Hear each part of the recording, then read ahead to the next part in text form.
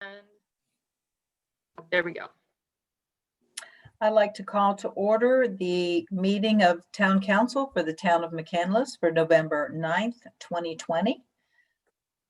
First order of business is the invocation and pledge of allegiance by Councilmember Woods. On Wednesday this week, we will celebrate Veterans Day. So I'd like to take a moment to tell all the veterans in our community, we salute you. Thank you for your service and sacrifice. Thank you to all members of our military and all branches, past and present, living and dead. On this day, we honor all current and former members of the armed services, especially those who live and work among us in McCandless, including the veterans who currently serve in our police department. Officer Neil Coral, Officer Kyle Alshouse, Officer Richard Waite, Officer Carl Yaney, Officer Richard Cervillos, Officer Richard Ewing, Officer Richard Hart, Officer Paul Kaler, School Resource Officer Michael Metzger, and School Resource Officer Todd Ray. The names of those veterans who live in McCandless are too numerous to list now, but we are proud to call you our neighbors. Thank you. Stand for the Pledge of Allegiance. I pledge allegiance to the flag of the United States of America and to the republic for which it stands, one nation, under God, indivisible, with liberty and justice for all.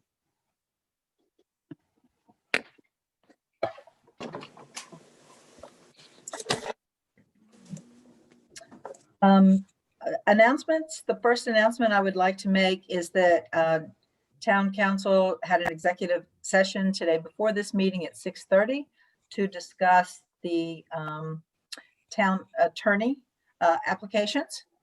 And next is I wanted to remind everyone that all three of the McCandless Volunteer Fire Departments will be participating in the 6th annual Toys for Tots collection.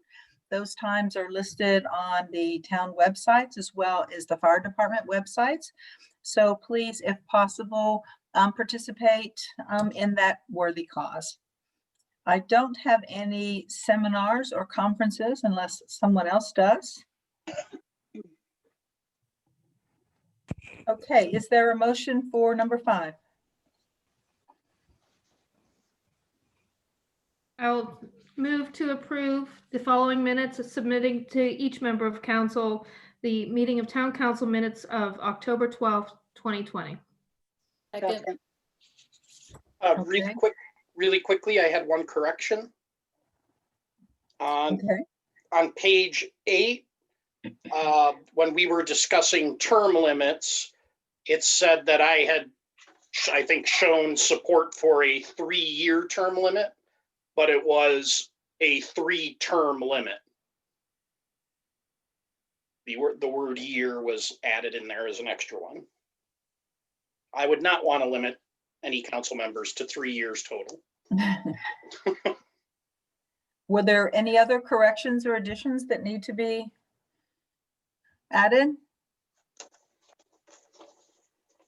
Okay, hearing none, all those in favor of accepting the minutes with the one correction, please indicate by saying aye. Aye. Opposed? Minutes are accepted. This is the public comment period. This can be about any agenda items or anything not on the agenda. So if you put your name and your address in the chat box, then RJ will let you speak. Don't have anyone yet. Okay. All right. But let me see if there's anyone in the audience. Looking like I think we're good. I should start saying that earlier and give people time before you have to do it right now. If they type like me, they might. Yeah, usually, I mean, I try to open the meeting room at around 7:15, 7:20, and it seems like, you know, people kind of know the drill now, but I mean, Okay, good. that's good. not universal, I suppose. All right, good. Reports of committees. So Mike, reports of finance personnel. Yep, we have 5 items tonight. First one, to review the check listing number 10, dated October 1st through October 31st, 2020. totaling $971,907.40. This is submitted to each member of council and posted on the bulletin board and town website. Would anybody have any questions on that? Okay. Hearing none, we'll move on to the second item, to review the monthly financial summary and dashboard report. Evening, you have the October financial summary and dashboard report. If you have any questions, I'm happy to address them. There's more information coming as part of the budget amendment proposal, but as you can see, we're consistent with prior years as a result of the budget amendment for COVID. As I mentioned, if you have any questions, I'm happy to address them at this time.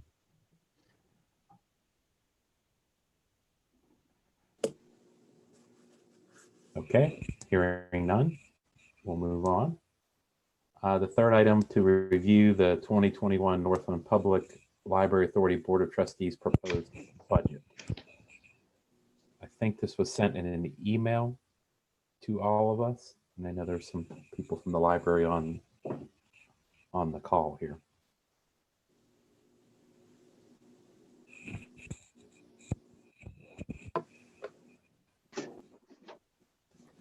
Hi, Amy.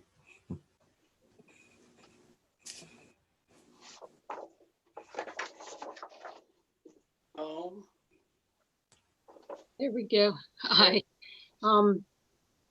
Yes, in response to some communications that the library received from the town, signifying that they had some concerns with our proposed 2021 budget, we did regroup and take a look at our expenses and work to make some further reductions in our expenses. Some of those were able to be made because of additional information that we had received since we prepared the original budget. And as well, we also were able to include some additional revenue numbers. The preliminary RAD budget had been received in the interim. So we did look at the expenses, and some of those changes were the result of some staffing changes. We did have a full-time staff member step down to part-time, and we are not filling those hours. And that also freed up some money in our healthcare budget, which was further reduced by choosing a new plan as recommended by our new healthcare broker. So we were able to realize some additional savings there. The new plan does include some partial self-insurance. So we are not real sure exactly how those costs are going to go, but we have some money in reserve to cover those costs, but not as much as we would have liked. But we did make those cuts. We also reduced our building repair expenditure budget some more to put off even further some needed repairs and small equipment replacement over the course of the next year. We've also reduced our marketing budget significantly. As we reviewed that again, we realized that as we're doing more virtual programming, we're not printing as many in-house flyers and paper materials to be picked up in the library. So we're hoping we can cut some costs on that. And we've got some more detail here in the budget as we presented it, and I'd be happy to answer any questions that you might have. But all told, we were able to reduce the expenditure budget by a little over $85,000 from the initial budget that we did submit.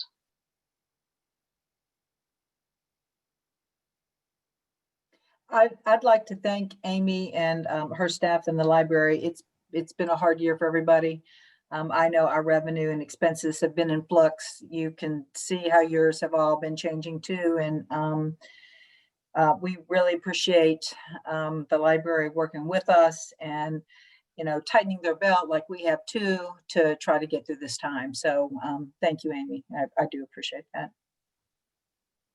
Does anyone else on council have any questions at all for her? Okay.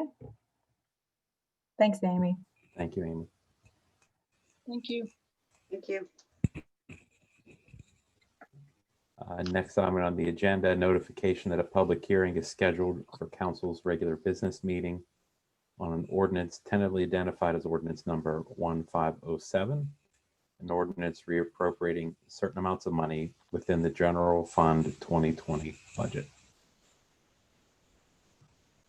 Thanks, Mike. I just wanted to let you all know that this is part of the town code. It requires management to notify council if the expectation is that a budget line is expected to go over $5,000 and 10% of the available budget. So these items, for various reasons, are expected to exceed their initial budget or their amended budget. All of these items can be made up through increased appropriations. They've been financed through reduced appropriations, in other areas, and increased revenues. For example, realty transfer taxes performing ahead of budget. So we have a little bit extra revenue.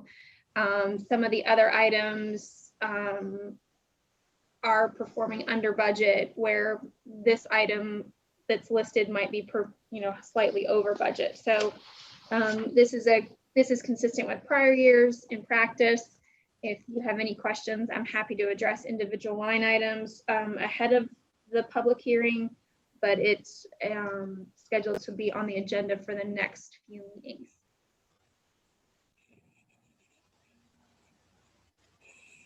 Any questions? Okay. Hearing none. Next item on the agenda, notification that a public hearing on the town's proposed 2021 budget is scheduled for council's regular business meeting on ordinance tentatively identified as ordinance 1508, an ordinance setting the real estate tax rate for 2021 and other revenue sources and setting certain appropriations for the 2021 calendar year. And again, as part of the budget process for 2021, following tonight's additional workshop, we will have the public hearing at the meeting in 2 weeks. As always, I'm available for questions that anyone has in the meantime or at that meeting.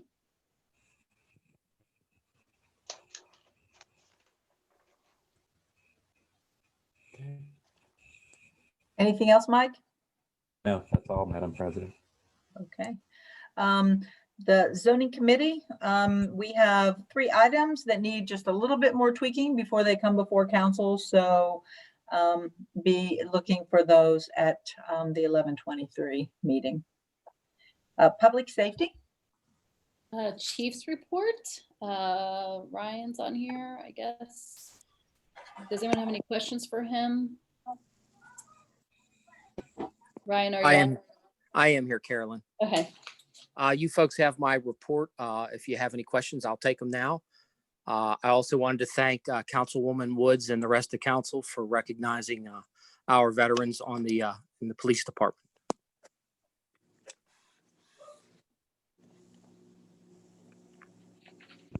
So no questions or comments. Next up, discussion authorizing personnel board to proceed with promotional testing and entry-level patrol officer testing.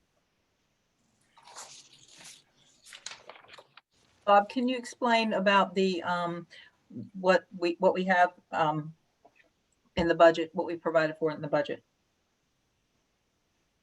Budget as presented to council shows or has funds in it if council chooses to promote to what had been its 2020 level of in the numbers of lieutenants and numbers of sergeants within the department, and to fill one of the 2 vacancies that the department currently has that resulted from the promotion of Ryan Hawk to chief, and the retirement of Sergeant Larry Etree. So again, we're proposing, or we have funds in place currently. If you choose to promote an officer to lieutenant, if you choose to promote an officer to sergeant, and if you choose to fill one of the 2 current vacancies. And by that, you mean one of the 2 vacancies in our patrol officers left Yes. by those promotions? Correct. Okay, all right. Well, yes. Is that right? Okay. Between the promotions and the retirements or the. Right. Yeah. Okay. All right. The Personnel Board needs our authorization to move forward with the testing for the promotions, as well as for the new, you all haven't, most of you haven't done this before, as well as the new patrolman position. So we would, we haven't voted on this before. It was just a nod. Yes, let the Personnel Board move forward with that, if that's what we do. Is there questions about that? Or we have Chief Hawk on there. Carolyn is here. Yeah. Go ahead, Carolyn. I'm sorry, do you want me to ask for? This is for you to take the questions. Oh, so yeah, is that what everyone wants to do? I think Shelley had a question. Oh, I'm sorry, I didn't see that. I thought you were, okay, And Mike does go too. ahead. And I've never been through this either, so I'm not questions. Without me pulling out my giant budget book, I'm not sure I'd find the exact line, but one, how much money is in that budget to do those things? And I guess I would just feel it prudent to ask, is it really necessary to go through, or at least at this juncture, even if it was left, the money was left in the budget, to move forward at this time when we're kind of in the middle of a pandemic that's rearing its ugly head back again?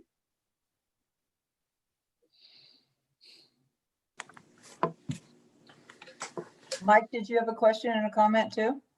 I think my question was, we're adding 1 or 2, we're adding, how many officers are we adding and how many we're promoting? I guess it's just clarification I want. Promote 2. Adding 2. Promoting Correct. 2 and then get 1 new officer. Promoting 2 and adding 1. Correct? Yes. And those are budgeted positions? Yes. Okay.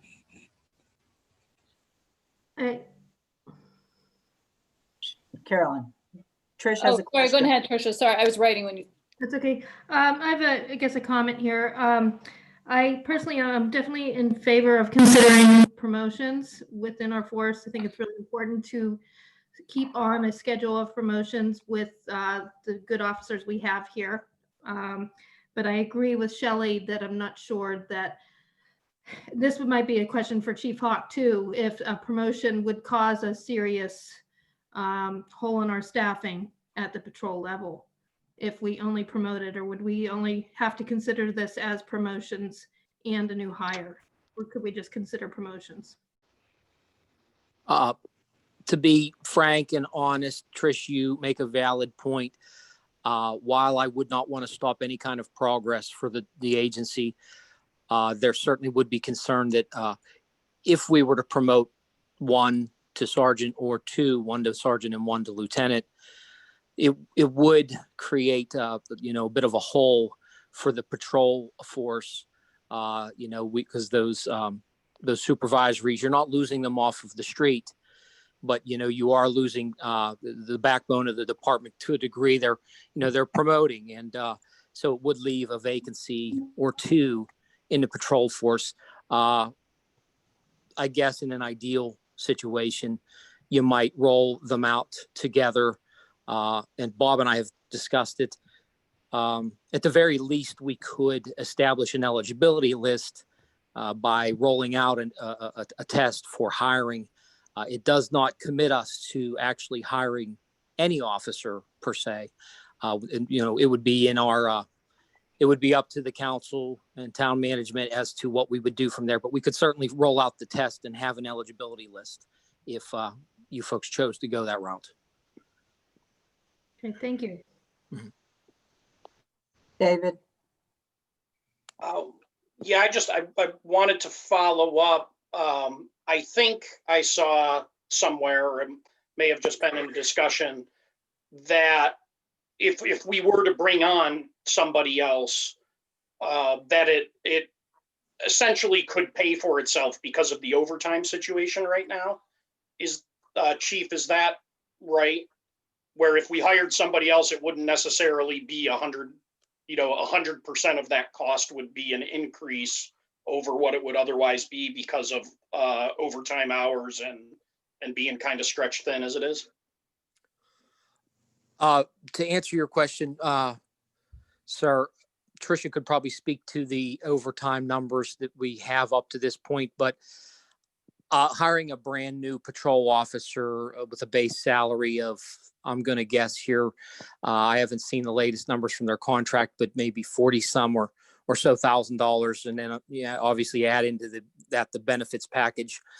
The number is going to go up from there. It would I'm going to guess here that it would probably be more than just paying the overtime to the officers over the course of a year.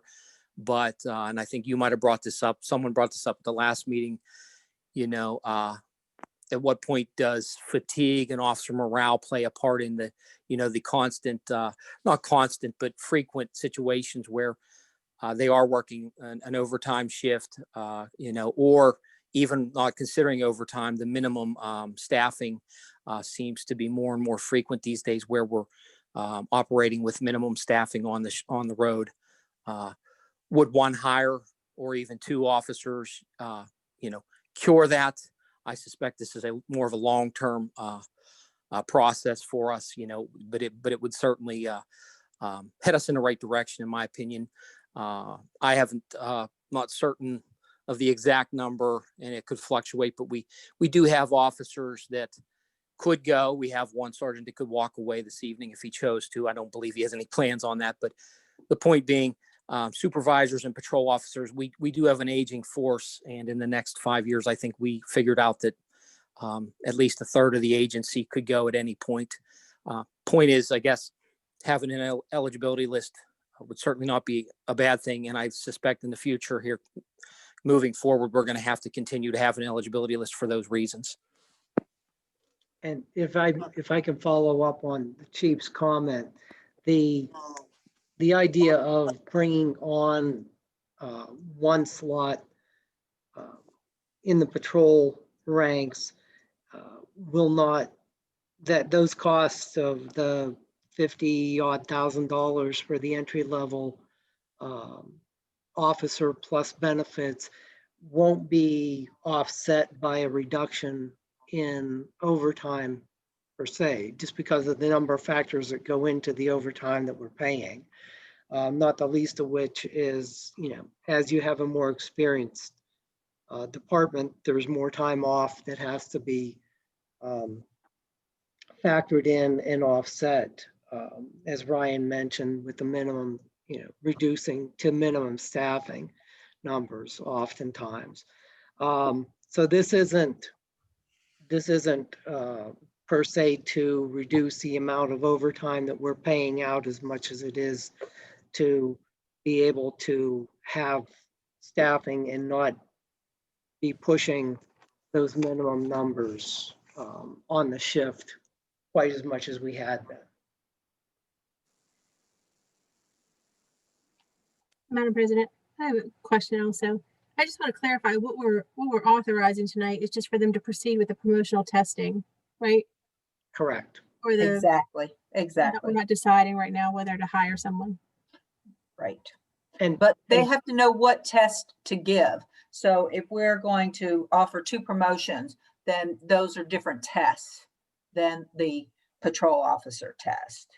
So we would have to authorize them to test for sergeant, test for lieutenant, test for patrol officer. Or if we said, no, we don't want to hire a lieutenant, then we wouldn't have any testing for a lieutenant. Am I right on that? Correct. You're Yeah. correct. So that's what we're deciding to.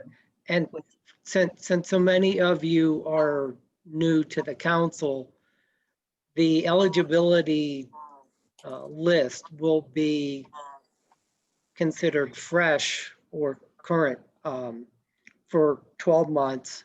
And the council does have the ability and the right to extend that eligibility list for another 12 months if it would so choose. So this, to Ryan's point earlier, the fact that we have a current eligibility list won't require us to hire. It will just have all of the pieces in place if we choose to move forward. And even if we get started on a test today, we're several months away from being in a position to even consider a hire. Bob, just a follow-up to that to make sure I understood it. So if we approve an entry-level officer testing, then the folks who meet the requirements, that list can be good for up to 2 years. Correct. So this could cover like a new hire in 2022 It could. for that position. Okay. If the council feels that the list includes enough qualified candidates, it can extend for that 24-month period. Okay. Thank you. Didn't we hire at least 3 officers off the last list, if not 4? We did. That's yes, what I thought. we So, did. okay, I was going to say at Just to least give an 4 idea. because there were 2 after I started. that's and what I there thought. Okay. Right. I mean, I think it's so important that we add to our force, and that I would like if we could hire definitely at least 1 new officer, if not 2 patrol officers, but. I Carolyn, agree with that, and I'd just love to be prepared to do it in any case. Exactly, yeah. Am I getting nods from everyone or? Yeah. Okay, yeah, Mike? Ryan, did I cut you off, by the way? I'm sorry. well, I was just going to answer Carolyn's question there. I believe when Chief DeSanti rolled out that test, I believe that the town hired maybe 7 officers off of that list, if I'm doing my math correctly. Oh, wow. Wow. Was it that many? It was the initial. I I'm know. sorry. Yeah, but we hired a lot. I knew we did, but I couldn't remember how many. Yes, ma'am. I think you hired an initial 3, and then over the course of the next year or 2, 4 more off of that list. And I think that you all kept it active for the full 2 years. To add a wrinkle, you folks, and offer full disclosure, if you were to go ahead and allow us to consider the lieutenant promotion, we would probably have to change the standards. It's currently 5 or more years as a sergeant. And of the 4 sergeants, we have 3 patrol and 1 detective sergeant. 3 of the 4 are not currently eligible to take that lieutenant's test. They have 3 years as sergeants and they would need 5. We would have to probably change the standards. That's a recommendation that personnel would make? Is that right? Yes. Okay. All right. So we could charge the personnel committee, as well as if we decided to test for these 3 positions, and then to look at changing that standard and submitting that? I think you would want to have them look at the standard first, Right. get the council to sign off on the updated standard, and then proceed with the testing. And maybe that should be the first step. Okay. In terms of the promotional tests, at least, that the personnel board would look at the standard along with the chief, come back with a recommendation to council, and then we could proceed with the promotional test. That sounds like a great plan, I think. Am I getting nods? Oh, Mike? I just had a question for Chief Hawk. Can Can you run down, Chief, how many lieutenants, sergeants, and patrolmen you have now? Yes, sir. Currently, Mike, we have obviously myself at the top as the chief. Yep. There has been, it has went unfilled for probably 20 years. There's an assistant chief's position that stays there and has been vacant. We have 2 lieutenants positions. Currently, only one is filled. The other one was mine. We have 3 patrol sergeants. Historically, we have went with 4, so there's an open patrol sergeant position. We have 1 detective sergeant who runs the investigations division. And we have 1 detective under him. We have 2 school resource officers. And I believe that leaves us with about 18 or 20 patrol officers, uniform patrol officers. If you add us all up currently, there are 29 souls, including myself. 2 of them are at the schools, though, full time. So there's really, counting me, there's 27. Historically, we have been at 29 and up to 30. Like I said, right now, if you subtract the 2 SROs, we're at 27. Okay. I guess my question, so I can understand about the promotional testing, is what does the town get when they promote somebody to sergeant or to lieutenant? Like, what value add are they adding to the force, to the community, with, I'm sure, an increase in salary? Certainly, if you promoted a sergeant to lieutenant, he would assume, he would oversee the entire operations, as I did as a lieutenant of patrol division.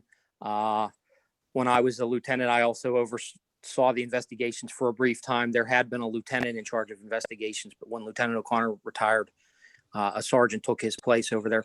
So they oversaw the entire operations of the department, to include patrol investigations, school resource officers. They oversee that. A lieutenant could do payroll, administrative functions. Right now, Lieutenant Basil handles most of the administrative functions with my assistance. Disciplinary duties, I handled those for several years as a lieutenant under Chief DeSanti. And so is more, as I remember more, I'll throw it out, but I'll move to patrol sergeant. If you were to promote another patrol sergeant, he would go into the, he would run a platoon of officers and rotate his shift, and he would be in charge of approximately, since it's 3 platoons, he would be in charge of 1/3 of the patrol officers, work the shift with the patrol officers as their sergeant. He's responsible for, overseeing the operations of his shift, reviewing the officers' performance, their reports, their arrests, to ensure that everything is, within the guidelines of the law, and Chief keeps. Hawk, Yes, ma'am. I feel like you're a little bit on the spot. That's a big job for you to answer all of that. Would it be easier for you to get that maybe together a little bit and send that, especially so our new council members can appreciate the responsibilities of those positions? And so then we could kind of look over it. That might help us when we deciding to move forward, as well as if we start interviewing for some of those positions. Would that be a little easier on you than just to try to make you have memorized all of those things? That's really hard. Yes, ma'am. I can certainly put something together and send it out to all the council. Would that be okay, Mike? Oh, it would certainly help me. Yeah. Or Yeah. can I make a suggestion? I think another really neat thing to do is whoever would want to meet up with Ryan, go during a shift or 2 and see them in action. Cause that's how, when I went in, I saw them do roll call, checking out their tasers, all that kind of good stuff. I think when you go down and actually see it in person, that would help you retain it all, and they do scheduling and all that kind of good stuff. So just to add to what Kim was saying, I thought maybe if you guys would want to, you could set it up where you can go down during a shift or 2, just to see how they manage things. Certainly, we could certainly do that for anyone interested too. As far as schedules go, I know you're probably likely best to catch us if you wanted to see a roll call at 3 p.m. Yeah. So we're back to agreeing to have personnel committee put together with Chief Hogg, a change in the requirements for sergeant, and then start testing for these 3 positions. Yeah. Okay. I see lots of nods. Okay. All right, then. That looks like that's approved, Chief Hogg. Thank you, folks. Okay. Anything else? Nope, that concludes the Public Safety Committee meeting. Okay, Public Works Committee. Your reports are in the packets. Mark is here if anyone has any additional questions, or Mark, is there anything you'd like to add?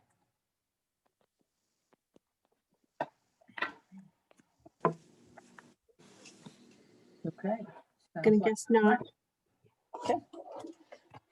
I just sent him a microphone request. Oh, So I'll give him a second. Yeah, he's on. All right. Mark, is there anything that you'd like to add to the Public Works activity report?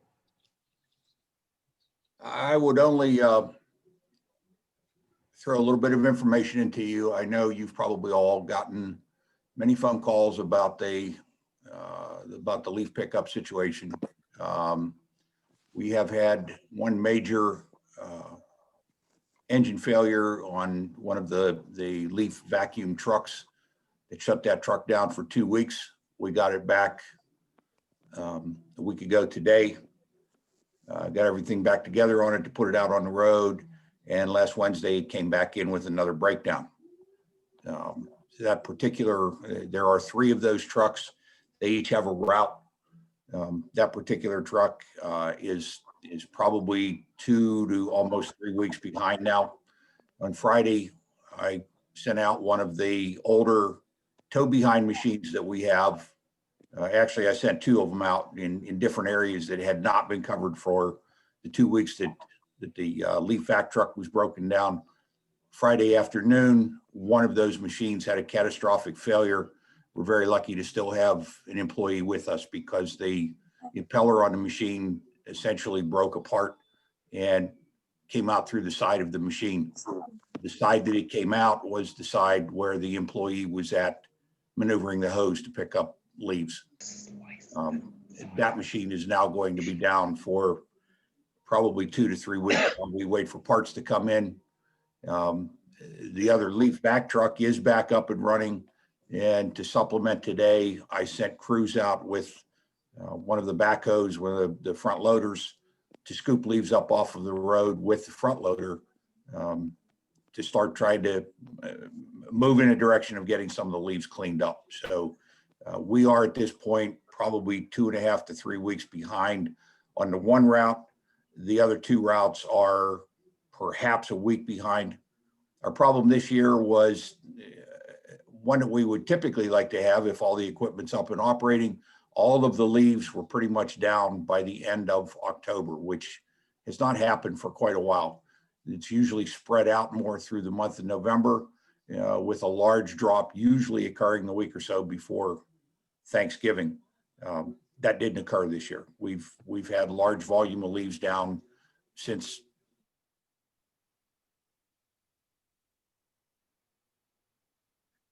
Uh-oh. I think we lost you, Mark. Are you still there?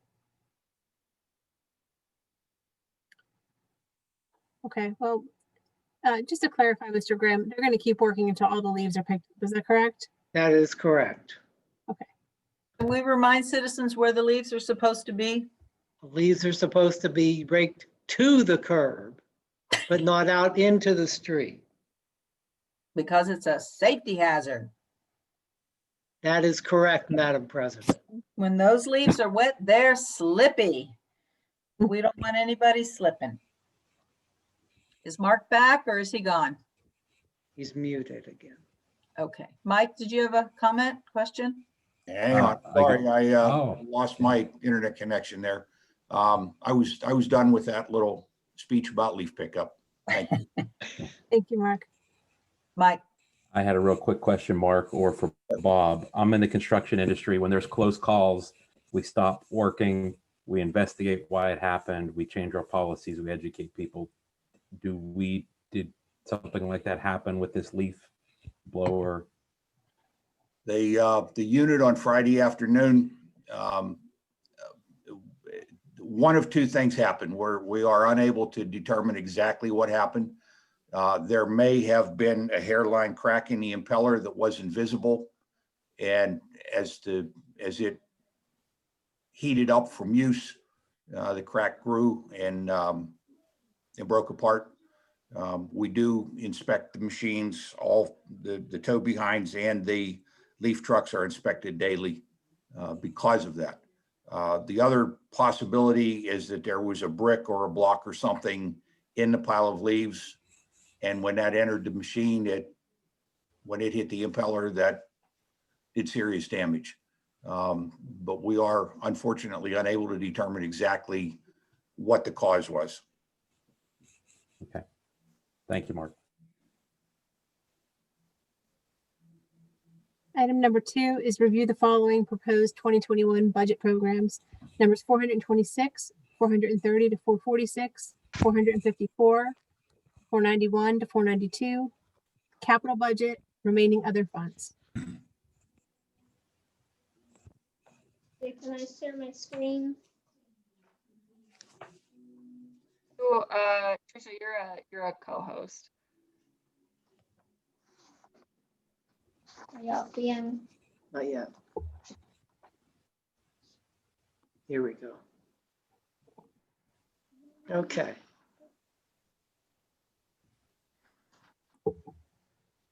Okay, as Angela mentioned, we'll be discussing briefly the recycling, public works administration, street cleaning, snow and ice control, traffic control, street lighting, storm sewers, vehicles and machinery repair, maintenance of roads, stormwater, parks, and then getting into the capital budget and other remaining funds as well tonight.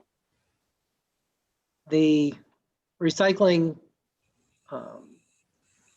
budget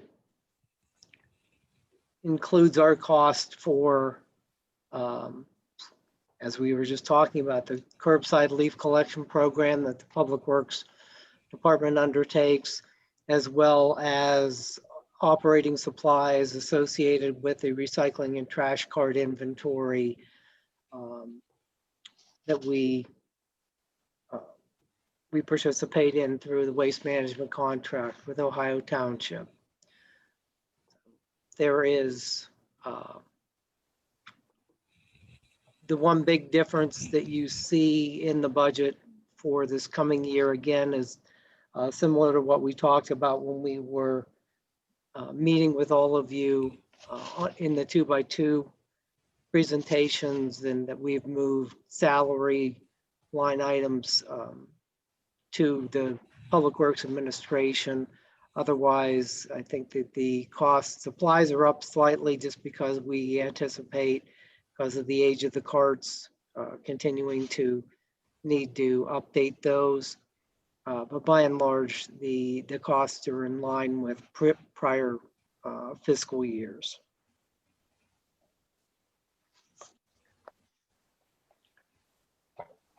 Public Works Administration, the significant change is how we're handling the salaries. Again, we're doing this so that we are more transparent in terms of how we are spending taxpayer money on salary line items. So we have employees other than our maintenance or vehicle maintenance and our traffic people in one parks position, now budgeted under 430 Public Works Administration. And we also are proposing 3 temporary summer employees to work in the parks and along the roads as necessary. This also includes the current management staff of two foremen, the assistant foreman / inspector, and they're also serving, that assistant foreman is also serving as a stormwater manager for the town at this point. The 431 street cleaning line of program is a spring program that we undertake. We do this April 1st through June 15th, weather permitting, and we try to hit it again late summer so that we can improve water quality in the streams and avoid some of the runoff situations that with debris and sediment that would come off of the street. That we also, this is where we also put funds for the spring and fall cleanups that are done with volunteers.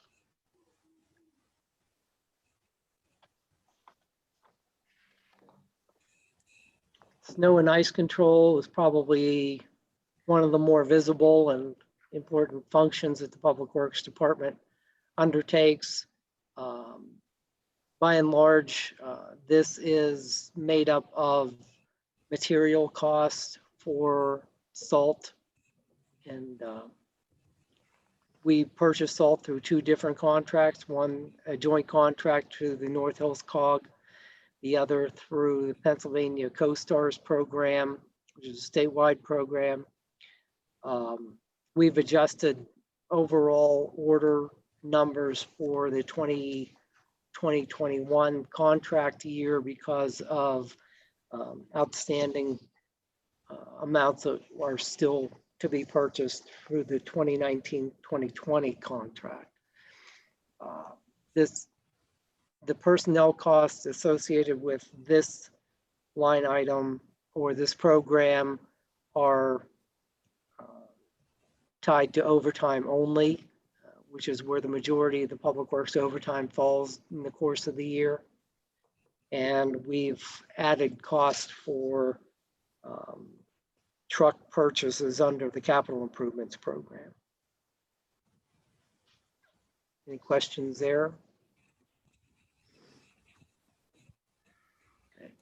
The traffic control devices, this pays for 2 employees who are currently maintaining, as you can see, 4,000 regulatory and street signs. We have 29 signalized intersections consisting of 250 different signal heads in these intersections.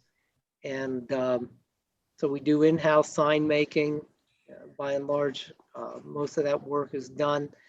And this money also includes contracting out line striping on the roads throughout the town.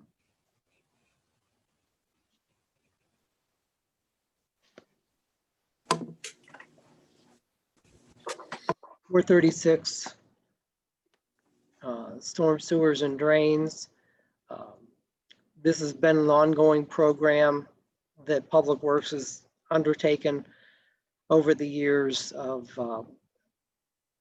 improving the storm pipe and inlets on roads associated with the road paving program. And this work is primarily set up to support that and take care of some of the associated costs with that pipe repair regarding like shorter stretches and not the capital work associated with the road. So these are smaller projects that we try to catch up on.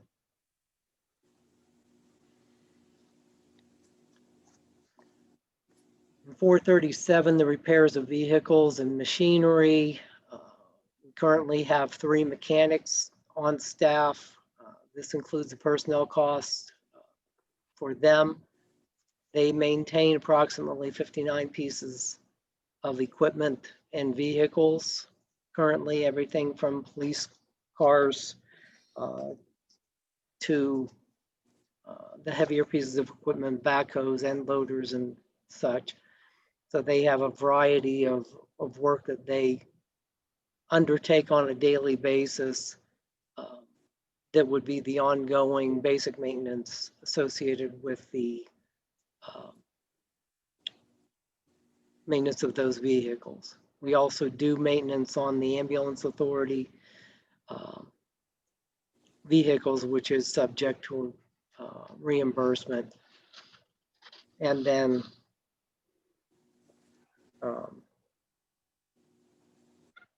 vehicle fuel is also located in this line item.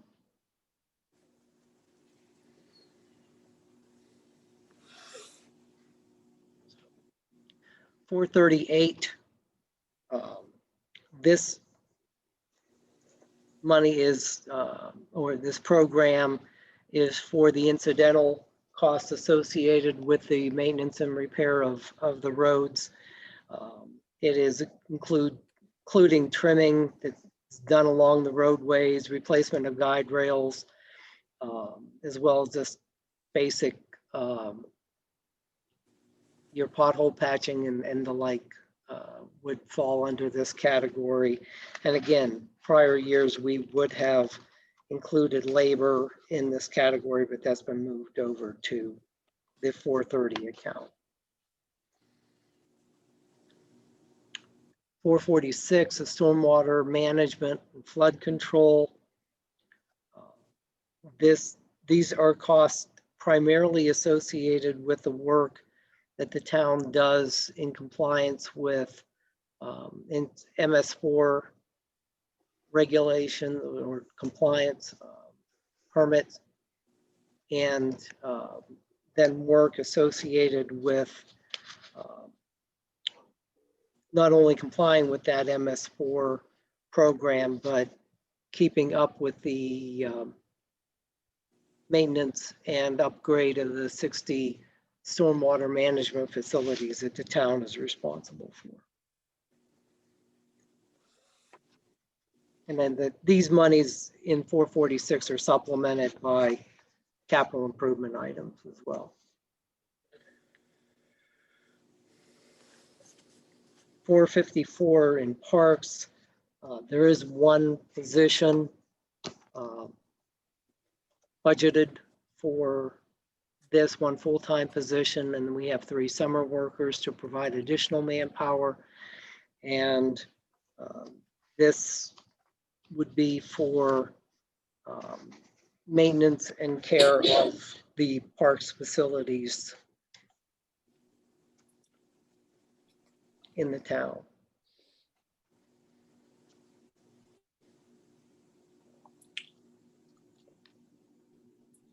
$491 refunds. These items are fairly self-explanatory. These are monies that we budget for property earned income tax refunds. This is privilege refunds, local services tax refunds. If somebody makes a request, we find that it's a viable request and that they're entitled to the refunds. Money is budgeted from here and spent from here in order to pay for that refund.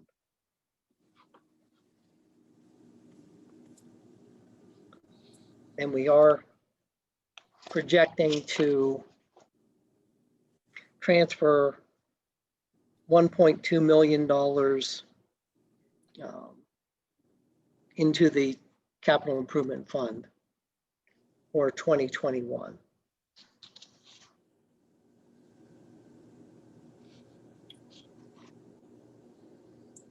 Sorry. Do you have any? Yeah. Do you have any questions on these items that I've gone over so far? So for the part-time employees for the parks,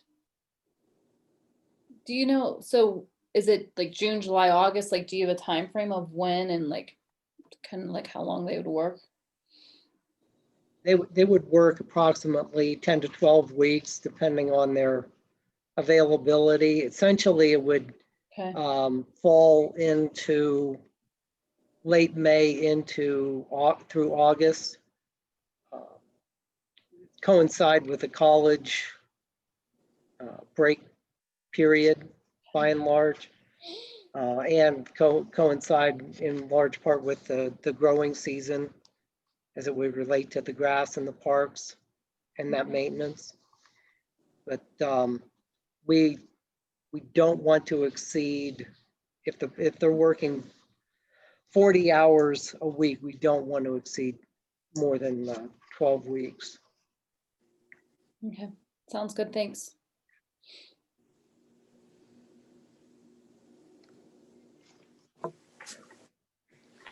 The capital improvement fund, we have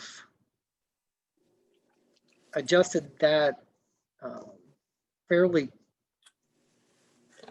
significantly. If you'd like, I'll go over, we're showing total revenues of $2.7 million. You can see the 1.2 million transfer in.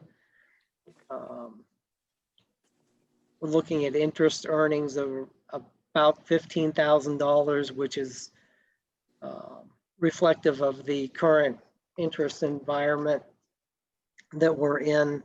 So we took a conservative approach there. We're showing almost $550,000 in grant revenue, and those revenues are from the multimodal fund programs that the award that we received in late 2019. We're showing a transfer in of $124,700 from the transportation fund, and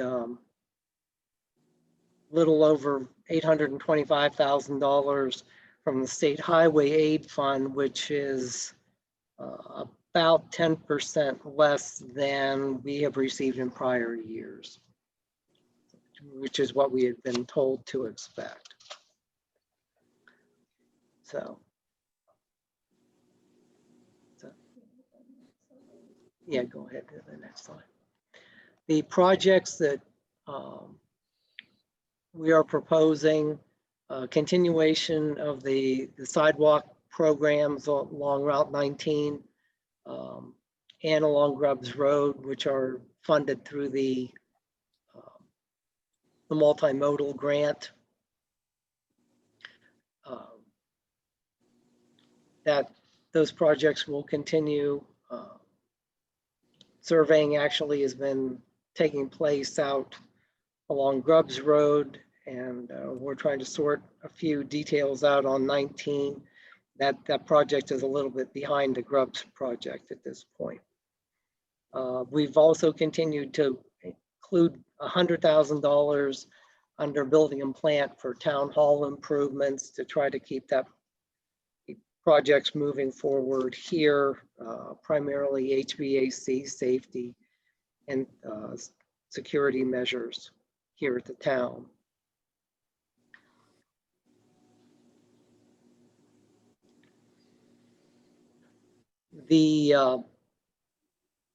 Under Public Works, we are proposing a few changes in how we've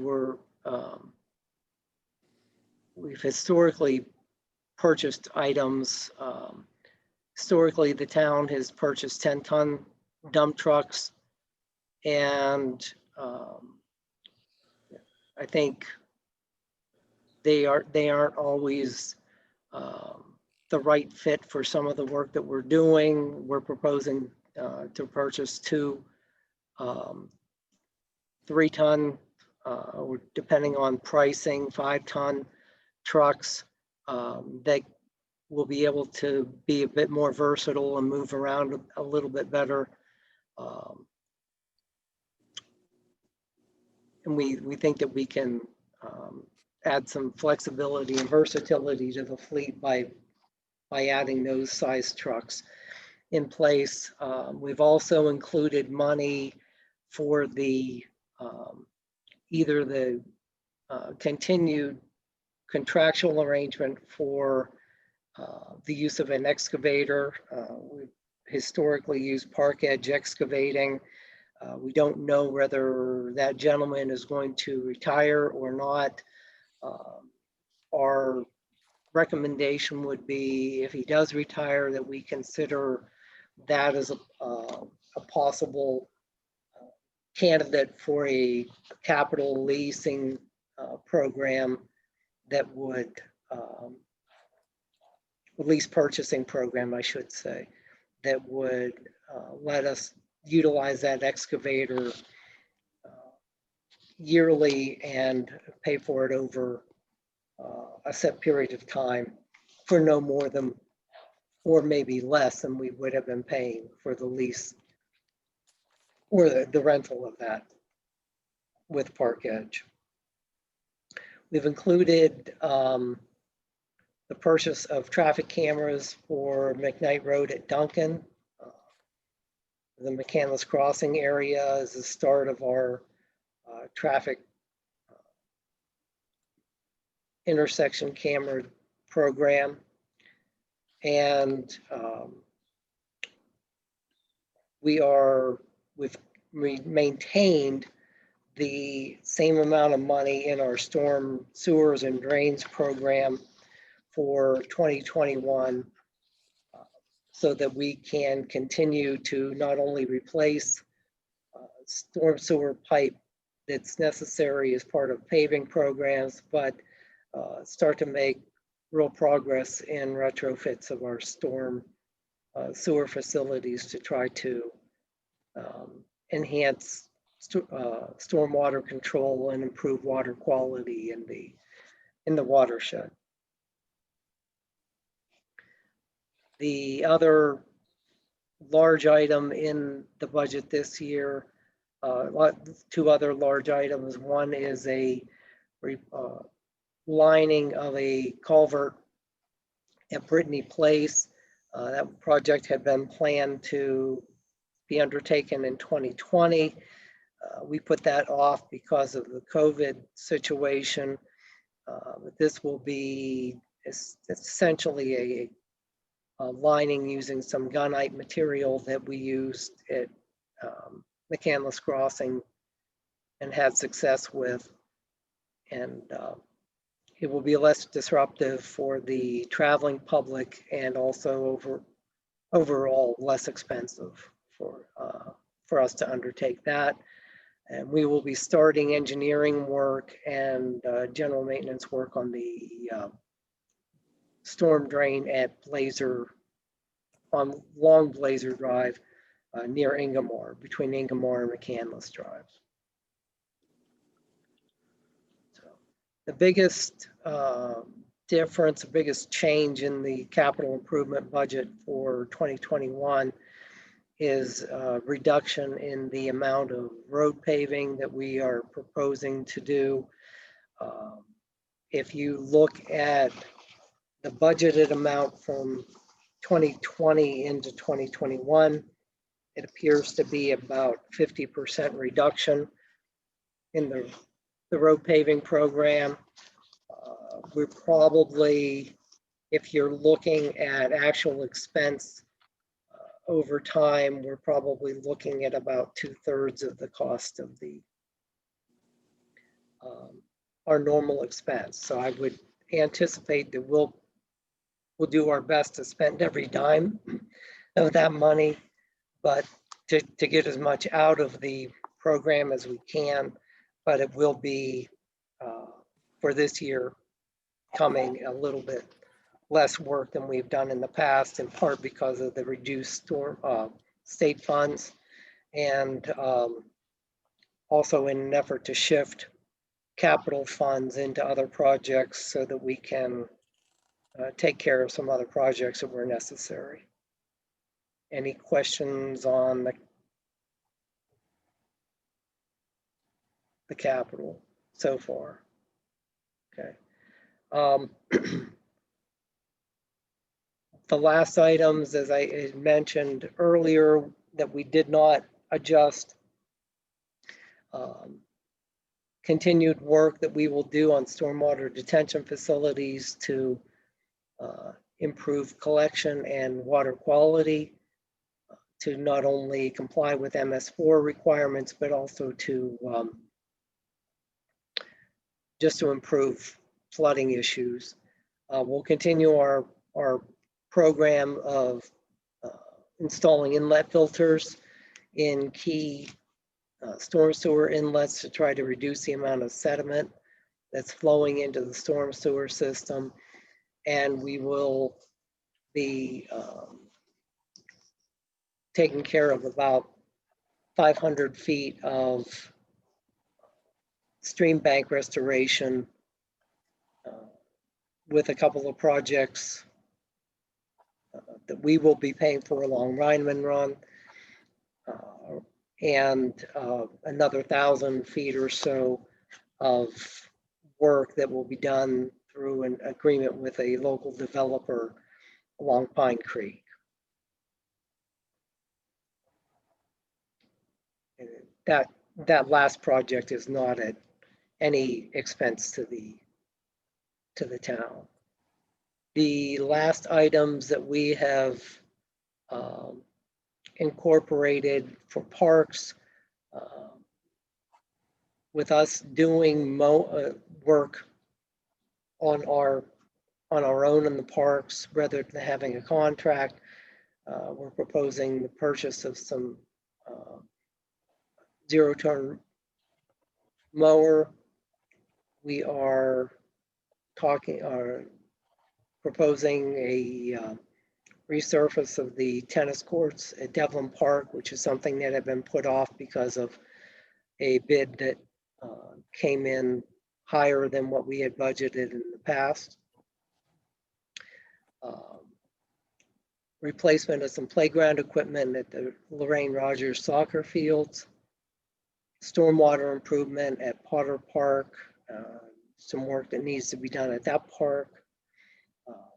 Cameras for the parks, and that can be discussed in terms of which park makes sense. I think during our 2x2 discussions, Carolyn mentioned Vestal Park, which I think makes perfect sense. We originally were looking at Devlin just from an ease of installation, but we would like to look at Vestal maybe as the alternative for that. And then if the council would so choose, we've thrown money in the budget that could be a public project. The public could help us decide on something. One of the ideas had been the pickleball court at Wall Park, maybe recreation programs such as concerts in the park, or even a recycling project, or some type of a rain garden or park improvement. Or we can simply just put the money in for something like the pickleball court. This is really up to the council how we want to do that. So, and we have, we're showing these various items in terms of the 2021 budget. In your overall budget, there is a 5-year plan that you can review, and just a schedule for your information in terms of what the plans are for future expenses. In the transportation district, there's no projects pending for the year. We looked through that area, and other than doing some sidewalk work, which ultimately should be done, there's no other funding available to help support the cost of that project. So we, at this point, have not budgeted any funds other than that transfer out to the capital improvement fund, which has been a standard transfer over the course of the last few years. So and the assessment fund, for those of you who are new, again, there's no expenditures necessarily budgeted at this point. This is in place should the town decide to undertake some type of a water district or sidewalk district improvement, and then assess adjacent property owners for the cost of that installation. But there's none of that, those types of projects proposed in 2021. And as I mentioned earlier, the State Highway Aid Fund, we are showing a total revenue of 911. Oh, I'm sorry. I have a, you guys are, my video of you guys is in the way of my 2021 budget. I see Gavin's, no, actually I see Carolyn's face where my 2021 number would be in on my screen. And I apologize for that. You can drag it if you need to. You can No, scoot. that's okay. I have it right in front of me. We're showing a budget of $826,700 in state funds being received for this coming year, compared to over 900,000 in prior years. So it's significant decrease, and that in part is why we've trimmed the road program down. And we're showing that as a $826,000 as a transfer out into the capital improvements project fund. So lastly, you see your consolidated budget for the town, total of all funds that we've put together is $21,200,000, almost $300,000, and how that's broken out. And if anybody has any questions, please feel free to get with Tricia or I, or ask us this evening. The next step for us will be the public hearing on November 23rd, followed by our review of the public hearing comments and salary reviews on the 14th of December, and the budget approval on December 21st. Questions?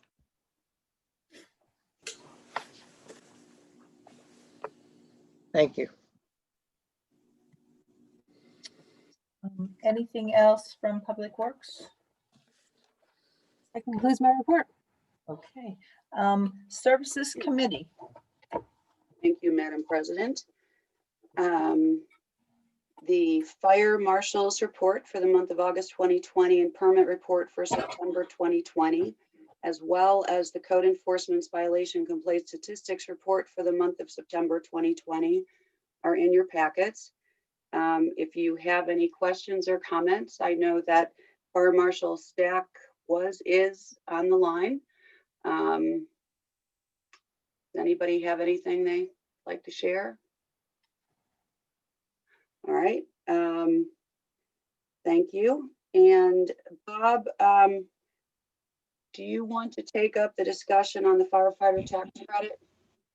I'd be happy to, Shelley. Thank you. Following up on a question that Carolyn posed at the last meeting, there have been some discussions that have taken place over the last several years about if the council wanted to adjust its ordinance regarding the firefighter tax credit.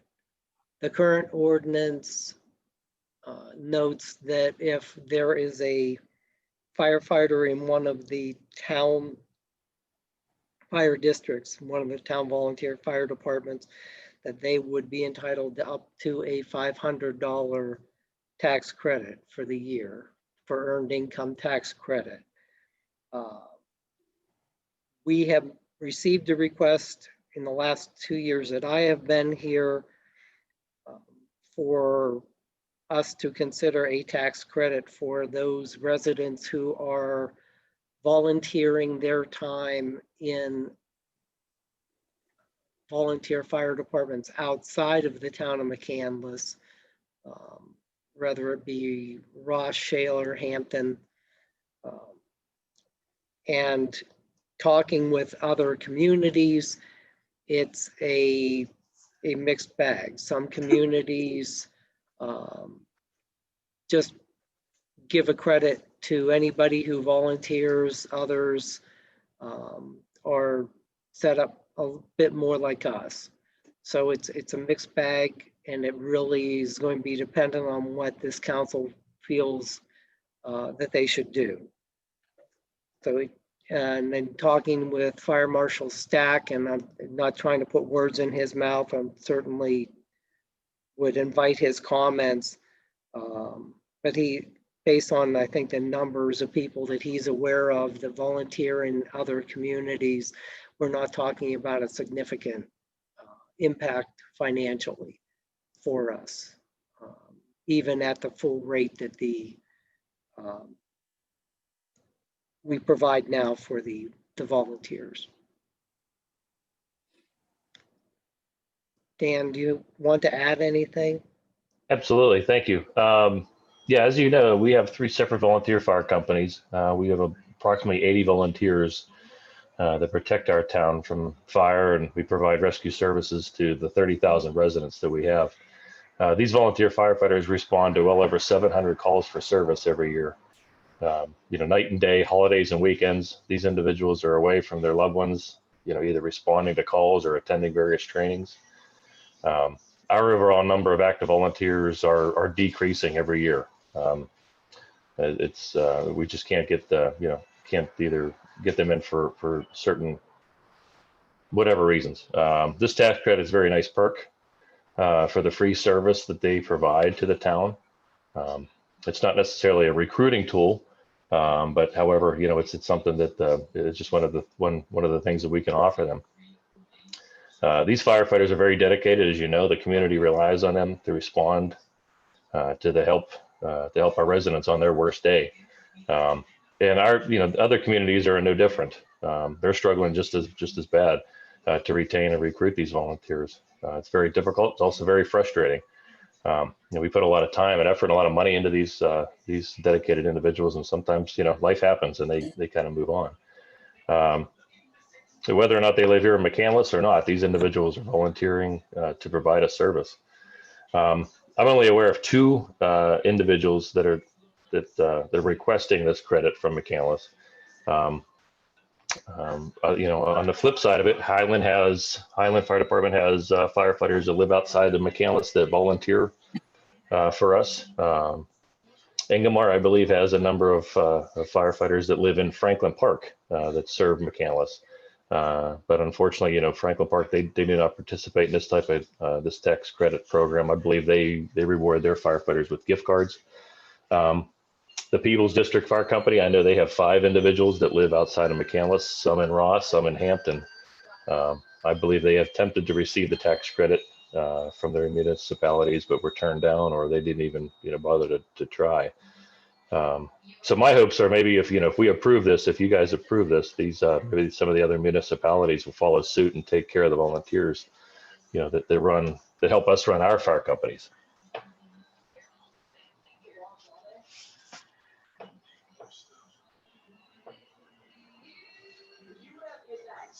Any questions at this point? Quick question. Is there any, I guess it would be like minimum hour requirement that goes into it? Yes, sir, there is. Okay. Yeah, you can't just walk in the door and sign a piece of paper. You're required to X amount of hours, and just as you stated, yes. And calls. Fire Marshal Stack, would it be too much of an inconvenience? It's actually a pretty hefty requirement. Would you mind shooting that just council members, so they just kind of, we're trying to get everybody up to snuff, the new people, and it's impressive what they what they have to do to get that requirement with the recommendation from the fire chief and the council approval and all that kind of stuff. Would that be all right? Do you mind shooting just a little email to council members so they know all of what's involved in that?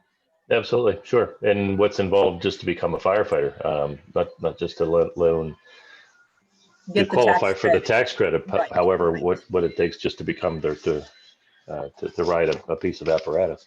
That would be an excellent education piece. Thank you. I appreciate if you did that. Absolutely.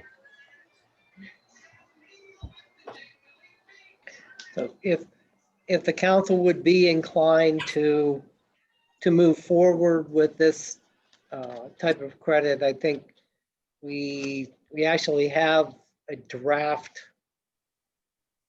ordinance that was prepared 2 years ago, I think, Gavin. That's correct. We just need to dust it off a little bit and see if there's any adjustments that we would need to make based on your discussion here this evening.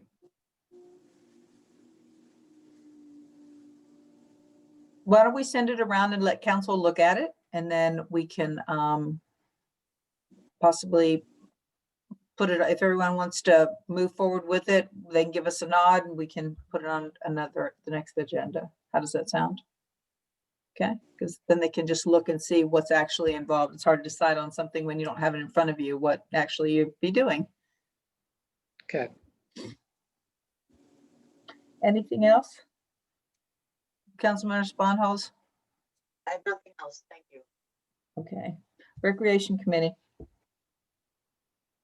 Recreation Committee, I know the Activities Committee is looking forward to our next virtual bingo this coming Thursday and hoping to have an event also in December. We'll be sending information on that.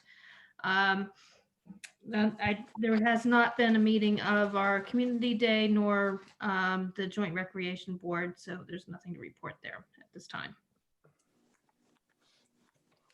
All right. If nothing else under recreation, then we can move forward to old business. In your folders, you have the COG bids for gasoline and diesel. Is there a motion for 8A? Madam President, I move to accept the fall commodity bids for gasoline and diesel fuel from the South Hills Area Council of Governments. Is there a second? Second. Okay, I think David beat you out that time. Carolyn, is there any questions about this? All right. All right. Hearing none, all those in favor of accepting COG bids indicate by saying aye. Aye. Aye. Opposed? Okay, motion carries. All right.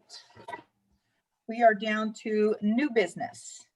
The first position that we are looking at is the Franklin Park Ambulance Authority. So there are 2 positions open, so we will deal with them just one at a time, just to kind of try to keep things as uncomplicated as possible. So nominations are now in order for the position of the McCandless Franklin Park Ambulance Authority. Is there a nomination from the nominating committee for the first position? Yes, Councilmember Sponholz. Madam President, I move to appoint, or I should say reappoint, Marcia Caliendo as a member of the McCandless Franklin Park Ambulance Authority with a term to expire December 31st, 2025. Second. All right, thank you. Since we have 2 candidates and 2 positions, is it necessary to call for a second if there are any other nominations? Solicitor Rob? I mean, you're still going to vote each of them separately? Yes. Yeah, that's fine. You don't need a second. I just want to make sure. Sure. Okay. All right. So there are no further nominations. Then I'm closing nominations. So all those in favor of voting for Marcia Caliendo indicate by saying aye. Aye. Aye. Opposed?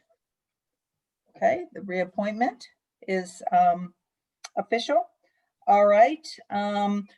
Nominations are now in order for the second position. Is there a nomination from the nominating committee for the second position?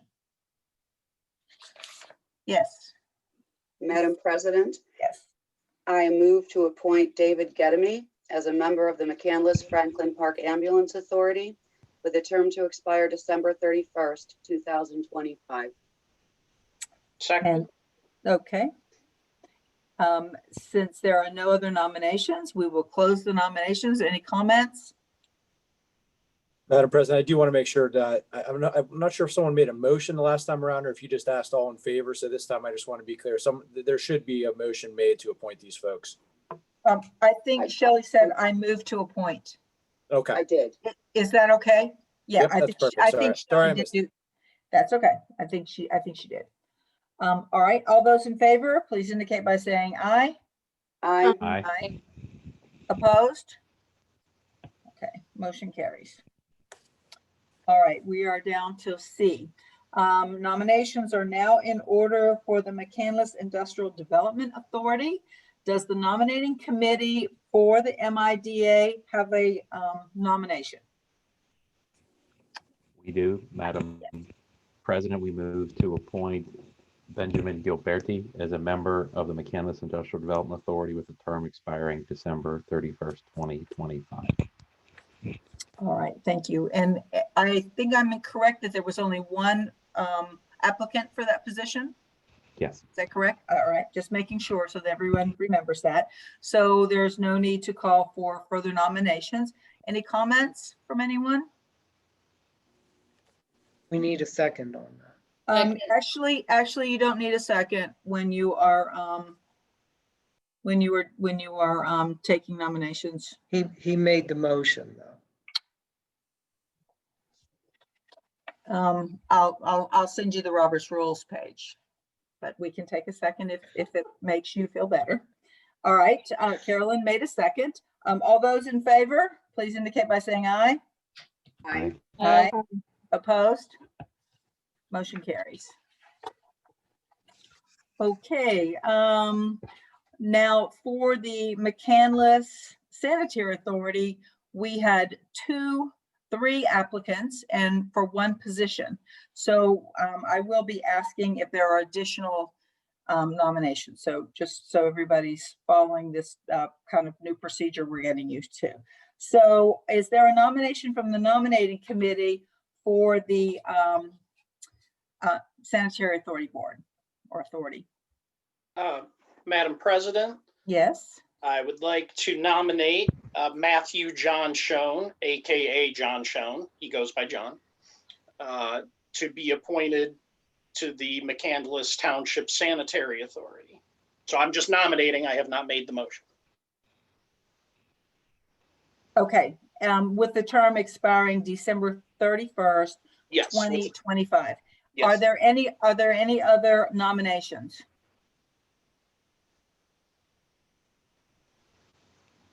Are there any other nominations? You're supposed to call twice. All right, hearing none, the nominations are closed. Would you like to make a motion now? Yes. First, we had great applicants, very hard decision. And also second, to thank Bill Kirk for his service, as this is the position he's leaving. With all that said, I would like to move to appoint Matthew John Schoen, AKA John Schoen, as a member of the McCandless Township Sanitary Authority with a term expiring December 31st, 2025. All those in favor, please indicate by saying aye. Madam President, we needed Aye. a second for that one, because that was a motion, right? All right, can we have a second? Mike. Second. So just for your information, no second is necessary for nominations. Every council member has a right to nominate. Nomination does not have to be legitimized. Just Yeah, the nominations don't need seconding, but the motion does. okay. Madam President, Yes. I wanted to let you know that I'm going to abstain from this vote because my husband is employed in the water treatment industry. All right. All those in favor, please indicate by saying aye. Aye. Aye. Opposed? And 1 abstain. All right, the appointment is made. E, discuss the state library funding. That should have letter written kind of after that, unless there's something that I'm not familiar with. But this is the this is a letter that that I would recommend, I think would be a very good idea, showing our support for the library that goes to our governor and the senators, that supports, says that we would like to see the library supported at the levels of the 2019-2020 levels, because of course everyone's looking at their budget, as we talked about earlier. And so that just throws our weight behind showing our support for the library, and hoping that our state legislatures will hear us and send that support. How'd I do, Amy? That letter has been, that is in your folder. So if you, if it looks okay to everybody, then we can put all the letterhead and everything on it and send it out. Is it okay? Did anyone have anything they didn't like in it, or? Look good. Yeah, okay. All right, good. All right, so. Would you mind sending a, excuse me, Madam President, would you mind sending a copy of that to me as well? So I can have for our records? You will absolutely be copied on them. Yes. Thank you. All right. All right. So we can move forward with that then. All right. F, do we have a motion?